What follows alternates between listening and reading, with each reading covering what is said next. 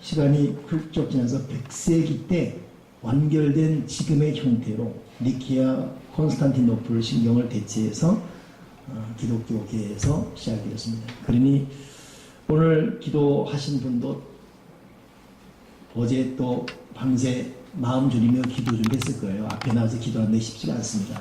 부담되고 서로 안 하려고 할 정도로 부담이 되지요. 우리 얼마나 귀한 또 은혜의 기도잖아요. 하루만 그래도 그런데 이 사도신경은 여러분 10세기니까 1000년이에요. 1000년 동안 고민하고 연구하고 말씀에 근거한 또 믿음에 근거한 내용으로 계속 묵상되어지고 한 1000년의 기도, 이게 사도신경입니다. 이걸 지금 우리가 예배 때마다 하고 있다는 것이 얼마나 중요한 거예요. 사도신경을 제가 지난주 말씀을 나누면서 그래서 이 사도신경에는 신앙의 기본과 믿음의 대상, 복음의 진수가 압축 요약되어 있다. 그리고 이것은 어찌 보면 그 어떤 기도보다도 최고의 영접 기도다 했어요. 기도를 못한다 잘한다 할 것 없이 사도신경만 진실하게 우리가 묵상해도 굉장한 기도가 됩니다. 이 사도신경에는 네 번의 믿사움에다가 나와요. 하나님을 믿고 예수님을 믿고 성령을 믿고 또 영원히 믿고 네 가지 믿사옵니다. 그러니 말 그대로 믿음의 고백 신경입니다.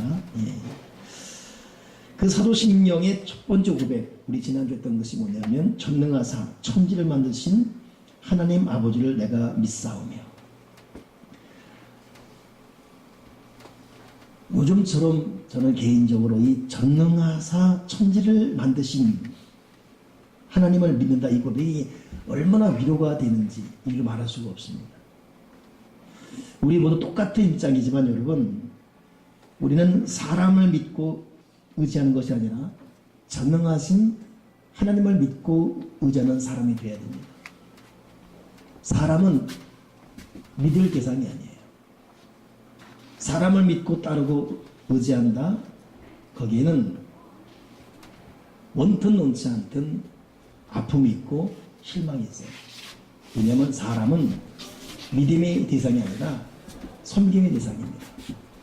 사랑을 해주는 대상이지, 그 사람에게 나의 모든 걸 믿고 맡긴다는 것은 또 하나의 아픔의 시작입니다.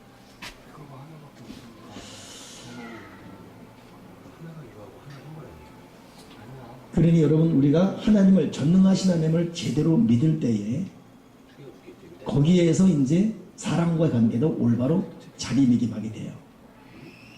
하나님을 경외하는 자가 사람과의 아픔에서도 넘어갈 수 있는 안정감과 또 논리와 믿음이 있습니다. 그러나 하나님을 의지하지 않고 사람을 믿고 따르다가 거기에 더 큰 낭비와 아픔이 있습니다. 이건 여러분 부모 자식도 마찬가지예요. 부모가 그냥 자신만 믿고 오다 보면 거기에 계속 아픔이 있어요. 내가 너 어떻게 키웠는데 네가 나한테 올 수 있니?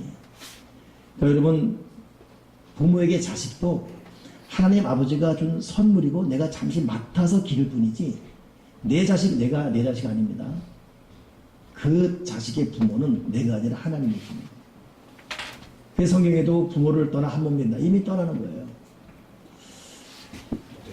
여러분, 자식에게 부모도 마찬가지. 부모가 나의 모든 걸 해줄 수 있는 나의 의지, 영원한 나의 의지자가 절대 아닙니다. 부모도 약한 존재일 뿐이에요. 그냥 아파만 할 뿐이지. 그렇기 때문에 부모건 자식이건 하나님을 진실로 의지하고 신뢰할 때 그 관계도 균형 있는 돈독함을 갖게 되는 것이지. 이건 형제끼리도 마찬가지고 교우도 마찬가지야. 목사가 교인을 의지하면 반드시 실패합니다. 저는 하나님을 의지해요. 여러분도 마찬가지입니다. 여러분도 주의종을 의지한다?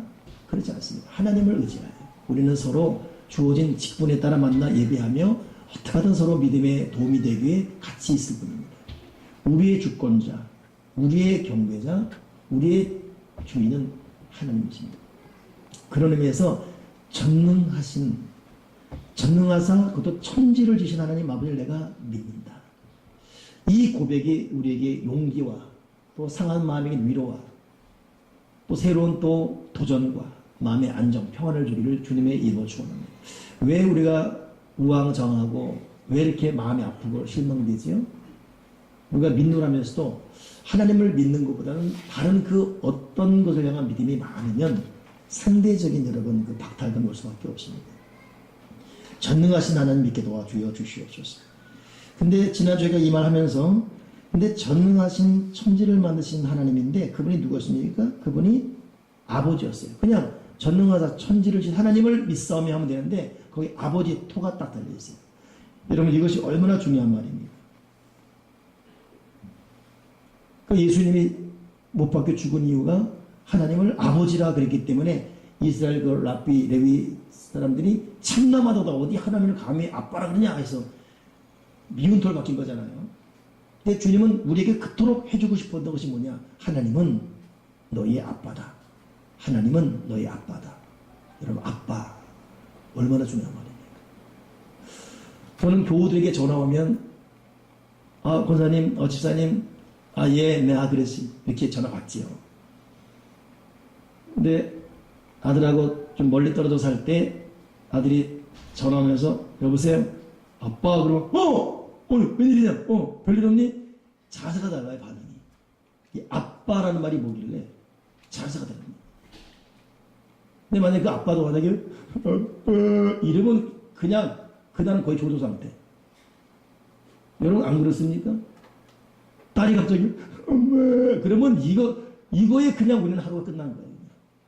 도대체 엄마가 뭐길래 아빠 효칭이 뭐길래 여긴 우리의 목숨을 걸었습니다. 엄마 아빠 여기 목숨 걸었어요.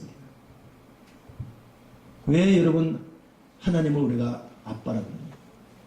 하나님 아버지 그런 순간에 하나님에게도 비상 걸리는 거예요. 우리가 그냥 어렵고 힘들고 괴로워서 기도할 수도 없습니다. 너무 힘들고 그래서 앉아있는 거예요. 하나님 아버지 이러는 순간에 하나님은 비상 걸립니다. 아마 천군천사 동원시켜서 너 빨리 내려가 봐라. 빨리 무슨 문제 도와라. 빨리 비상 걸립니다. 그러니 우리는 그냥 하나님 아버지 하나님 아버지 이거 쉬지 않고 불러야 돼요. 아버지 하나님 아버지. 여러분 이 사도신경에 전능하사 천지를 주신 하나님 아버지를 내가 믿는단 말이 얼마나 위대한 고백입니까? 아버지를 많이 불러주길 바랍니다. 근데 오늘 일부 예배를 드리려고 제가 단에 서기 전 이 자리에 여러분 자리에 앉았는데 문득 사도신경을 혼자 다시 고백했어요. 전능하사 천지를 주신 하나님 아버지를 내가 믿사오며 그러는데 예전과 똑같은 마음의 감동이 있죠. 근데 그러면서 또 하나 여러분 아버지는 우리의 모든 걸 책임져 주고 해주는 우리의 절대적인 피난처와 위로자 되십니다만 아버지에게는 아버지의 권위가 있어요. 부권이 있습니다. 여러분 하나님을 아버지로 부르고 그분의 절대적인 도움과 사랑을 받는 것처럼 그분에 대한 경외심, 예의를 가져야 됩니다. 경외심이 회복돼야 돼요. 왕과 신하, 로드십이 회복돼야 됩니다. 손주를 너무 사랑하면 여러분 손주가 나중에 할아버지를 무시하고 할아버지 상투 잡고 흔든다는 말이지 않습니까? 우리 개신교의 절대의 약점이 사랑과 용서만 자비만 관용하다 보니까 죄 짓고 회개하고 죄 짓고 회개하고 이래도 사랑 저래도 사랑 이러니 선이 없어졌어요. 선이. 이러면 경건이라는 간리스라는 것은 하나님과 내가 잡은 선입니다. 그 선을 넘어가면 안 돼요. 이슬람권이 여러분 이 포교를 강한 이유가 첫째는 거기는 산하 제한이 없어요. 무조건 애 낳는 거예요. 우리는 둘, 셋 의잖아요. 근데 거기는 절대 그게 없습니다. 그런 저절로 전도되는 거예요. 그 저절로 만나졌죠. 또 하나가 뭐냐면 거기는 우리는 하나님 그리고 창조주 하나님이 계시죠. 거기도 창조주 하나님이 계세요. 근데 우리는 그 창조주 하나님이 사랑의 하나님이에요. 근데 우리는 사랑이 없어요. 그러다 보니까 이슬람권들은 두려움이에요. 그래서 거기는 민족 전체가 여러분 하루에 3번, 5번씩 울리면 나름대로 그들의 그 기도문을 외웁니다. 안 하면 큰일 나니까. 경직돼 있어요. 근데 여러분 그 경직됨이 신앙심을 어찌 보면 올바르게 자극하는 도구가 돼요. 초대의 교회가 강했던 이유가 하나님에 대한 사랑과 하나님에 대한 공의가 같이 나갔어요. 근데 지금은 하나님의 공의는 약해지고 하나님의 사랑만 강조됩니다. 힘들고 지친 세상 사람들 와서 그냥 위로받고 가게 하기 위해서 그냥 위로. 그러니까 위로만 받는 존재. 교회는 나에게 위로만 해주는 존재예요. 나는 위로만 받을 존재입니다. 이게 필요하죠. 근데 이것이 결정적 약점이 될 수가 있어요. 제가 초대교회 순방할 때 놀랬던 것이 초대교회 유물이 그대로 살아있는 어느 세신자실에 들어갔어요. 근데 세신자실 들어갔는데 첫째 문에 뭐가 있냐면 예수를 믿어라. 이 말은 와서 죽어라 라는 말이다. 처음 교회 다니고 온 사람에게 첫 번째 도전이 뭐냐? 예수 믿어라. 와서 죽어라. 네가 예수 믿으면 네 자신을 철저히 죽이라. 여기부터 시작됩니다. 만약 지금 교회에서 초신자 대상으로 첫째 교육하는데 예수 믿으십시오. 와서 죽으십시오. 교회 문 닫습니다. 문 닫아요. 그냥. 여러분 우리 개신교회의 장점이면서 또한 약점이 하나님의 사랑만 강조됩니다. 오늘 전능하사 천지를 주신 하나님 아버지를 내가 믿는다 할 때 그 아버지에 대한 부권, 자녀로서 마땅히 아버지 두려움을 알고 사는 것, 이거 회복해야 됩니다. 아빠, 이 말 앞에 그냥 아빠가 어쩔 줄 몰라는 그 전폭적 사랑과 더불어서 내 마음 깊은 곳에는 아빠, 그 아버지에 대한 이 두려움. 그러니까 공의와 정의는 같이, 공의와 사랑 같이 가야 돼요. 자, 그러면서 오늘 두 번째는 뭐냐면 전능하사 천지를 만드신 하나님 아버지를 내가 믿는데, 두 번째가 그 외아들 우리 주 예수 그리스도를 믿사오니. 자, 이름부터 해석하겠습니다. 주 예수 그리스도. 주라는 말은 여러분 헬라어로 퀴리오스예요. 이스라엘 사람들은 최고의 존칭으로 퀴리오스. 우리는 당신 그러죠. 당신은 극존칭이에요. 우리가 습관 안 되다 보니까 누가 당신 그러면 뭐 건방지게나 당신. 여러분 당신은 국어적으로 극존칭입니다. 이것이 이스라엘 퀴리오스 주여예요. 주여 높으신 분이요. 근데 주 예수. 예수는 무슨 뜻이죠? 구원자 뜻입니다. 당대의 이름은 그 시대의 아픔을 대변합니다. 혹은 기쁨을. 그래서 2001년 9.11 테러 당시 미국 무역센터가 공격받았을 때 서방과 전 세계는 충격에 빠졌지만 그걸 이루겠던 그쪽 어느 그 지역은 열광의 도로가 됐죠. 그래서 그때부터 태어난 애 이름은 다 라덴이요. 빈라덴, 오라덴, 홍라덴, 이라덴, 최라덴, 다 라덴. 이스라엘의 꿈도 구원이거든요. 그래서 아이만 낳았다면 민족의 열망인 예수. 그러니까 예수라는 이름이 예수님 한 분만이 아니라 여러 사람이에요. 수천 명이 있습니다. 예수. 그 예수 뜻이 뭐냐? 구원자 뜻이에요. 그리스도는 뭐죠? 이것은 기름 부음 받은 자, 선택받은 자. 정리하면 나를 세상을 구원하기에 기름 받은 퀴리오스, 존귀로운 자. 존귀한 분. 그러니까 주 예수 그리스도 나를 구원하기 위해 기름 부음 받은 존귀한 분이 주 예수 그리스도입니다. 우리가 기도할 때 마지막 부분 할 때 예수 그리스도 이름으로 오늘 기도자도 그렇게 마무리되지 않습니까? 저는 우리 교우들한테 반드시 그냥 마무리하지 말고 반드시 주 예수 그리스도 이름. 지난주 총회여서 이제 갔는데 목사님 중에서도 여러분 오랜 습관 때문에 이게 안 된 분들은 안 되더라고. 어느 한 분은 연세 드신 분인데 마지막 기도하는데 예수 이름으로 기도합니다. 아멘. 그러면 틀린 기도 아니에요. 맞는 기도입니다. 근데 이왕이면 여러분 정확한 포인트를 찍어줘야지. 주 예수 그리스도 이름으로 기도합니다. 나를 구원할 존귀로운 그분의 이름으로 하나님께 기도합니다. 근데 그 주 예수 그리스도를 믿는데 그 앞필이 뭡니까? 외아들 우리 주 예수. 그냥 하면 되지 꼭 왜 외아들이 들어갑니까? 이것 여러분 이것도 굉장한 의미가 있어요. 하나님은 하나님의 언어로 우리에게 다가오신 분이 아니라 인간의 언어로 계시하셨어요. 우리의 마음을 가장 이해시키고 우리에게 최고로 하나님의 의도를 깨닫게 하는 것이 무엇이냐? 여러분 사람이 뭐 약하죠? 조금 전 말씀드렸죠? 자기 자식 이길 누구 없습니다. 누가 이겨요? 자기 자식을 누가 이겨요? 자식 눈물 하나에 우리는 왔다 갔다 하는데 자식 신음소리 하나에도 우리는 그날 기분이 요동치는데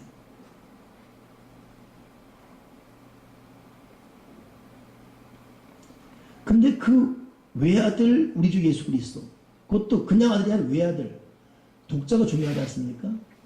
5대 독자도 군대 안 가잖아요. 배에 끊어진다고. 그러니 인간을 향한 최고의 사랑을 깨닫게 하는 방법은 무엇이냐? 그건 독자예요. 외아들. 그 외아들을 주셨다. 주셨다는 말은 죽였다는 말이거든요. 여기 지금 부모와 자식 가운데 둘 중에 하나가 죽어야 됩니다. 또 이름 하기는 그렇고 여러분 자식과 둘 중에 하나가 죽어야 된다. 아니 내가 살아야 돼. 우리 자식 죽이고 내가 살아야 돼. 이건 그 사람 부모 아니죠. 100인데 부모가 당연히 내가 죽어야지. 우리 아들 살려야지. 우리 딸 살려야지. 그게 부모 마음 아닙니까? 자식을 무엇과 바꾸겠어요? 근데 세상에 도대체 무슨 얘기길래 그렇게 자기 목숨과도 바꿀 수 없는 자녀를 죽이면서까지 우리를 사랑한대요.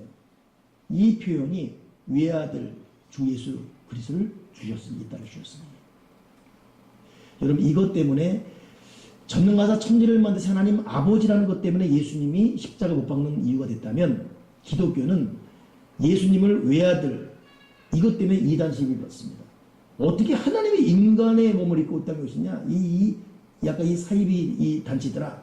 이거 여러분 결정적 이단의 시비가 붙은 거죠. 여러분 하나님은 외아들을 죽이면서까지도 우리를 선택할 수밖에 없는 우리를 향한 뜨거운 사랑을 갖고 있습니다. 그러니 우리가 지금 믿음이 있다, 믿음이 정말 있다는 말은 하나님 아버지가 외아들을 죽이면서까지 나를 사랑한다는 것이 이것이 마음으로 믿어지는 순간 그때부터 진짜 믿음이 시작되는 거예요. 그러니까 머리로 이어되어지고 교육받아 암송되는 것처럼이 아니라 이 마음으로 도대체 내가 무엇이길래 그 소중한 생명보다 바꿀 수 없는 외아들을 죽이면서까지 나를 선택했어? 이것이 마음으로 뜨겁게 믿어진 순간 그때 거듭나는 것이고 그때 진짜 믿음이 시작되는 것입니다. 그런 의미에서 외아들 주 예수 그리스도 이 외아들 이 호칭이 얼마나 중요합니까? 그러면서 또 하나는 근데 꼭 하나님이 우리를 사랑하려면 그냥 사랑하면 되지 왜 외아들? 여러분 하나님은 천지를 창조한 분이고 예수님은 이 땅을 구원하기에 인간의 몸을 입고 이 땅에 내려오신 분이 예수님이지요. 하나님은 영으로서 천지를 창조했어요. 우리 같은 똑같은 몸을 입고 오시는 그 순간 호칭 때문에 예수님으로 이름이 바뀐 것이지 그분은 인간의 몸을 입으신 하나님이십니다. 그래서 그걸 삼위일체 그러잖아요. 하나님, 예수님, 성령님 삼위일체. 왜 굳이 그냥 사랑하지 왜 인간의 몸을 입고 그것도 독생자의 몸으로 오셨을까? 독생자 몸으로 온 이유는 우리에 대한 최고의 사랑을 보여주기 위해서 그랬죠. 근데 왜 굳이 몸을 입고 오냐? 여러분 성경에 피 흘림이 없은 즉 사함이 없다고 그랬습니다. 하나님이 영이기 때문에 몸이 없어요. 우리와 똑같은 몸을 입어야 살을 찢고 피를 흘릴 수가 있습니다. 그리고 그거에 대해 영원한 예식으로서 오늘 조금 있으면 우리 성찬식 하겠지만 주님의 살의 상징인 떡, 피의 상징인 포도주 하신 이유가 가장 중요한 신앙의 고백이 뭐예요? 성찬식이에요. 예수님의 피와 살 이거 먹는 거. 그러니 우리에게 당신의 피와 살을 주기 위해서 인간의 몸을 입고 이 땅에 내려오신 것입니다. 그러니 그 외아들 우리 주 예수 그리스도 할 때 그처럼 나를 사랑했고 그렇구나 나에게 피와 살을 주기 위해서 여러분 피와 살을 주는 것이 얼마나 아픕니까? 굉장히 고통스럽습니다. 주님은 아픈 척 한 것이 아니라 십자가에서 정말 절규하고 정말 아팠습니다. 극도로 고통당하셨습니다. 아픈 척 한 게 아니에요. 철저히 고통하기 위해서 오신 것이죠. 근데 또 하나 재밌는 것은 뭐냐면 그 외아들 우리 주 예수 그리스도를 믿는데 그 다음 말이 이는 성령으로 잉태되사가 됐어요. 잉태되는 것은 남자와 여자의 만남 통해 잉태가 됩니다. 홀로 절대로 잉태할 수 없어요. 그런데 성경에는 성령으로 잉태되었다. 왜 그랬지요? 여러분 사람에게는 원죄와 스스로 태어나지는 자라나지는 자범죄와 알지만 고의되는 고범죄가 있습니다. 원죄는 자기의 의지와 상관없이 타고난 죄가 원죄예요. 자범죄는 자기가 살아가면서 짓는 죄가 자범죄입니다. 고범죄는 알면서 이제 습관이 되어버렸어요. 이 세 죄 때문에 죽습니다. 아무리 자범죄와 고범죄를 안 주어도 원죄에서 해방될 수 없어요. 잠시 후에 우리 이제 윤승이라고 이제 세례받는데 얘는 아직 100일이 안 됐습니다. 100일 됐나요? 안 됐죠? 얘가 무슨 죄가 있겠어요? 죄 있습니다. 윤승리의 죄가 있어요. 왜죠? 원죄를 받는 거예요. 아이들을 키우면서 보는 참 느껴지는 게 참 얼마나 깨끗합니다. 밖으로 내보내지도 않고 그냥 여기서 젖만 먹고 그냥 잠만 자고 젖만 먹고 밥만 먹고 젖만 먹고 그냥 똥 싸고 이거밖에 아무것도 안 해요. 근데 얘들 서울서 언제부터인가 움켜집니다. 이렇게. 피면 안 펴요. 이 기질이 나중에 2살, 3살 할 때 뭘 줄 때 반드시 두 손이 쥐고 있어야 돼요. 하나님께서 난리 납니다. 형 하나 줘라, 에이! 엄마 하나, 에이! 뭐 이래요. 그 욕심 누가 가르쳤어요? 그 욕심을 누가 가르쳤어요? 타고난 죄성이에요. 애들 가만 놔둬도 어디서 욕을 배우는지, 어디서 욕심이 있는지, 어디서 싸움이 일어나는지 공격형이 되고 피가 먼저 흐르고 있어요. 여러분 이것은 자기 의지로 결코 씻을 수가 없습니다. 그러니 예수님은 인간의 몸을 입고 이 땅에 오셔서 최고의 사랑을 보여주면서 그 사랑을 보여주되 죄인은 죄인을 용서 못해요. 내가 아무리 여러분을 해서 십자가에 못 박혀 죽어도 나는 내 죄를 감당 못합니다. 죄 없는 분만이 그래서 주님은 원죄와 자범죄와 고범죄와 전혀 상관없이 성령 잉태되어서 마리아의 몸만 잠시 빌려왔을 뿐이지 우리와 똑같은 방법으로 오지 않았습니다. 그래서 성령으로 잉태된 거예요. 근데 그 다음 말이 뭐냐면 성령으로 잉태되사 동정녀 마리아에게 나시고 여러분 동정녀 마리아 여러분 알다시피 예수님의 육신 어머니지요. 이 동정녀는 말은 최초의 여인 그런 뜻이에요. 깨끗한 여인, 처녀 그런 뜻이죠. 그래서 성경은 남자를 알지 못한다 그런 뜻이 되어 있습니다. 자, 이게 참 중요한 부분이에요. 이 동정녀 마리아에게 나셨다. 남자를 알지 못하는. 그러다 보니까 여러분 마리아가 하나님을 모신 잠시 그릇이 됐기 때문에 참 이 천주교에서는 동정녀 마리아를 굉장히 중요한 분으로 여기죠. 개신교와 천주교가 갈라지는 부분이 바로 여기 있습니다. 개신교는 동정녀 마리아를 존경하지만 경배하지 않아요. 왜냐하면 아무리 육신의 어머니로서 예수님을 잠시 모시다 할지라도 똑같은 주인입니다. 그분도 원죄를 받고 태어난 똑같은 주인이에요. 요번에 마더 테레사가 성녀됐거든요. 그냥 존경할 뿐이 돼야 돼요. 거기가 세인트, 성이라는 것이 붙으면 안 됩니다. 우린 다 똑같은 인간이에요. 주어진을 감당하고 그냥 먼 뒤로 돌아갈 뿐입니다. 영원한 세인트는 하나님밖에 없어요. 예수님 그분밖에 없습니다. 우리는 그냥 인간일 뿐이에요. 내가 물어봐 천주교인들 마리아는 경배 대상이 아닙니다. 존경의 대상이에요. 그랬더니 우리도 존경합니다. 그냥 예수님의 어머니로서 성모로서. 근데 그분에게 기도합니다. 성모여 나의 기도를 들어주소서. 그러니까 성모가 대신 기도하지요. 여러분 천주교는 고해성사가 있어요. 신부에게 말하고 신부가 대신. 예수님이 십자가에 죽으실 때에 몸과 몸에서 피와 살을 쏟는 순간에 휘장이 갈라졌어요. 휘장은 뭐냐면 인간이 들어갈 수 없는, 그래서 제사장이 1년에 한 번 다는 것이 있거든요. 상징적으로 휘장이 갈라져 버렸습니다. 이것은 이제 제사장을 통과할 필요 없이 예수님의 피를 믿는, 예수님의 이름을 믿는 우리가 직접 하나님을 예배하고 직접 그분에게 기도할 수 있습니다. 걸러갈 필요가 없는 거예요.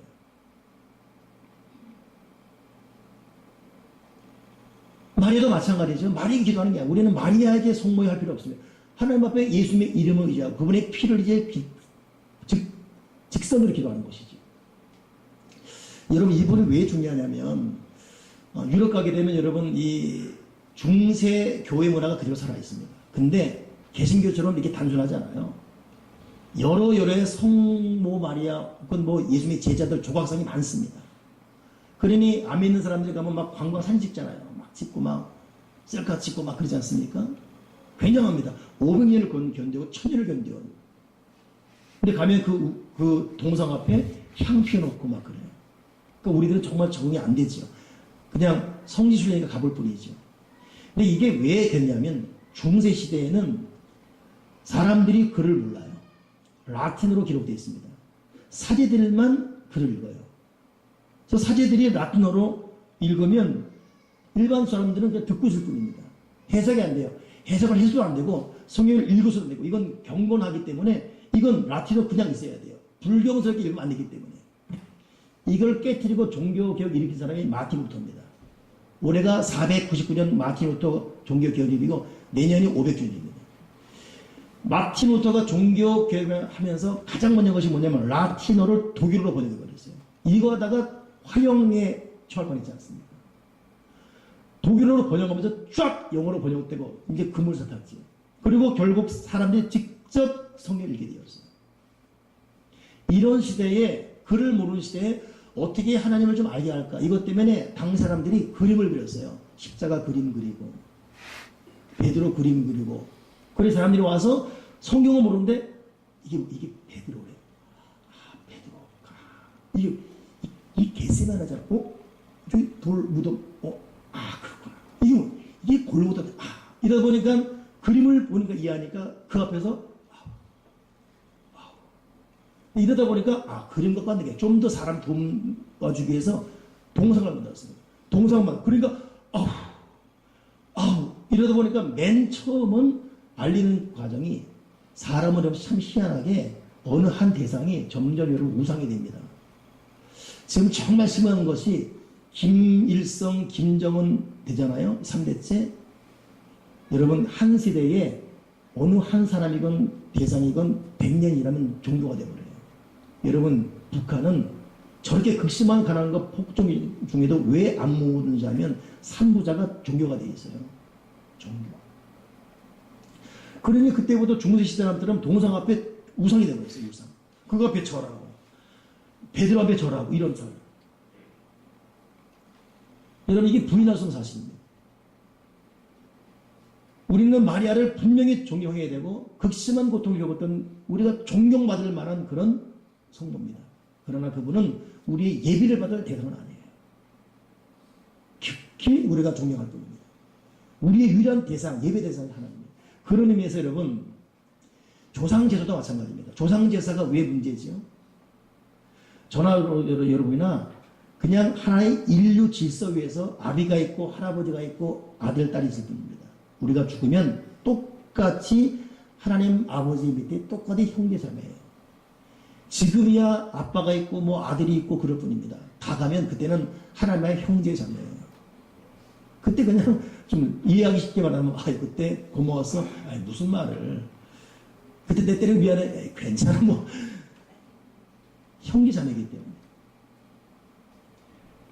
사람이 죽으면 여러분 명심하십시오. 성경은 죽었다 하지 않고 잔다 그래요. 이걸 깊은 잠을 부릅니다. 깊은 잠은 주님이 재림할 때 천사장의 나팔과 호령 소리에 깨어납니다. 사람이 죽으면 깊은 잠에 빠져요. 그리고 느낄 수 없습니다. 그냥 잘 뿐입니다. 이걸 주님 품에서 편히 안식한다 그래요. 근데 그 조상, 여러분 제사라는 게 우리는 말이 무슨 뭐 조상을 섬기고 이런다지만 제사를 소급에 올라가게 되면 조상을 잘 섬겨야 후손이 잘 돼요. 이게 우리 사람들의 정서입니다. 그 제사 없이 말아야 되고 2대손, 3대손, 5대, 6대, 8대 할아버지 섬겨야 됩니다. 밖으로 쫙 꺼놓고 절여야 돼요. 그리고 조상님이 와서 밥 먹기 때문에 숟가락 꽂아놔야 되고. 주장한 말이지만 예수 믿지 않고 죽은 모든 사람들은 지옥이에요.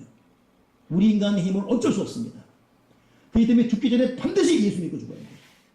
그런 주님 안에서 깊은 잠을 자고 있을 뿐입니다. 영원한 죽음 사람 말고 깊은 잠. 이들은 영원한 안식이 또 예비되어 있기 때문에. 근데 제사라는 것은 뭡니까? 죽은 사람이 온다는 거예요. 그 잘해야 그분이 섬긴다는 것이죠. No. 절대 그렇지 않습니다. 그러니 그 제사가 우상이 되는 거예요. 우상숭이 되는 거예요. 그래서 개신교는 목숨 걸고 제사를 거부합니다. 하나님 외에 섬김의 대상이 없어요. 저도 저희 아버지가 돌아가시지만 제사잖아요. 그 기일 되게 되면 식구들이 모여서 하나님 아버지가 육신 아버지가 없음에도 지금까지 인도하시면 하나님께 감사하고 또 아버지, 그래도 육신 아버지니까 그분이 있으면서 했던 일들을 추억하면서 좀 더 혼자 계신 어머니 모시고 우리 열심히 다짐할 뿐이지, 제사함으로 무슨 복을 주고 귀신에게 전하는 거 절대 하지 않습니다. 죽는 순간 다 동일한 존재가 되는 거예요. 믿는 사람들은. 안 믿고 죽는 사람은 영원한 이별인 것이고. 그래서 유명한 말 있지 않습니까? 어머니가 마지막 임종 앞뒀는데 큰아들은 예수를 믿어요. 근데 작은아들 예수 안 믿습니다. 큰아들에게 굿나잇 그랬습니다. 예수 믿지 않는 둘째 아들도 엄마 이랬어요. 그 아들에게는 굿바이 그랬습니다. 이 둘째 아들이 아니 형한테 왜 굿나잇 그러고 난 굿바이 그러냐. 너는 예수를 믿지 않으면 오늘 여기로 영원한 끝이다. 굿바이다. 이 한마디가 결국 두 번째 아들 마음 감동해서 예수 믿게 했습니다. 부인하던 시인하던 명확한 일수를 아십시오. 예수 믿고 죽으면 천국입니다만 믿지 않고 죽으면 아무리 착하게 살고 아무리 깨끗해도 영원한 지옥이에요.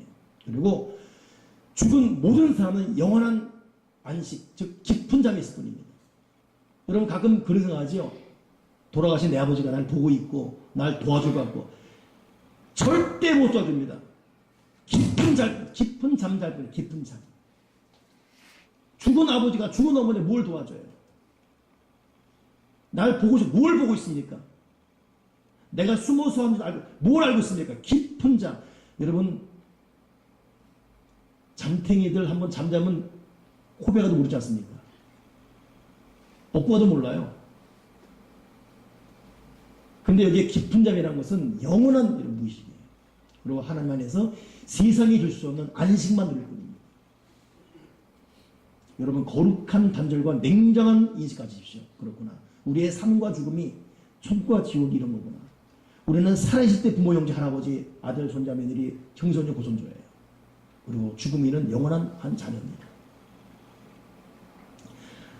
그런 의미에서 여러분 오늘 우리의 한마디